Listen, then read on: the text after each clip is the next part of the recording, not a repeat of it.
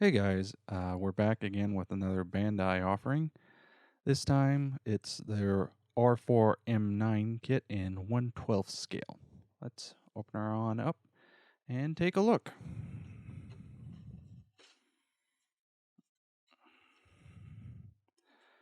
So first up is the parts for the head. Unlike the hemispherical head on the R2 series, the R4 has a more conical, consisting of three parts. From here, you can infer a lot about the casting quality Bandai has done on this kit. Nice recessed panel lines. And again, as with all Bandai kits, they are snap fit, so everything should fall together pretty easily. Overall, very nicely done. The kit does include a little base part, although it's pretty lackluster. It's more of an afterthought. Continuing on. Now, the R4 in Star Wars mythology does share a lot of components with the R2 series, so we do get a nice sprue of parts that are common to the two, including the various gadgetry and some of the detailing parts for the legs, as well as some grill parts, various other odds and ends. So overall, you are given a very large array of options to go with for how you want to pose your R4 unit, either static or in action. And you can see some detailing on the little grabber part. There's tools, and of course the buzzsaw, and so on. Moving on, we get to the meat of the kit with this main sprue containing all the body and leg parts.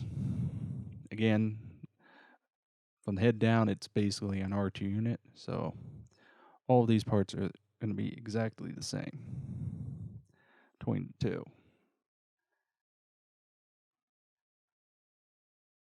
Overall, there's nothing that really I need to say that jumps out as potentially problematic. Bandai, in general, has done very good job engineering their kits, try to keep them as friendly as possible without leaving you tearing your hair out. Now, next sprue set, actually, is a little interesting. You're given two A sprues, one in dark green, one in the body cream color. Now, it says there are certain parts you're supposed to use off one or the other, but the fact you have two of them, I do believe gives you an added bit of freedom. Obviously, most ideal way is to paint it, but if you don't feel you have the skill for it, or you just don't want to take time, this does give you a bit of a couple options for customizing yours. Or even if you're just going to play around and mess with different color options, this is a nice inclusion. So, continuing on, this sprue basically contains all of the off-color detail parts for legs, head, and various panels that open up for it. Much the same here, albeit in cream. We also get our mono eye and some of the detailed cabling and one other little tool part. Overall, a lot of the casting quality is absolutely fantastic. Bandai has done a very nice job with these Star Wars kits. Okay. Let's move over to the included sticker set. Now, given how much they did in colored plastic, it does strike me a little strange that they did so much on stickers.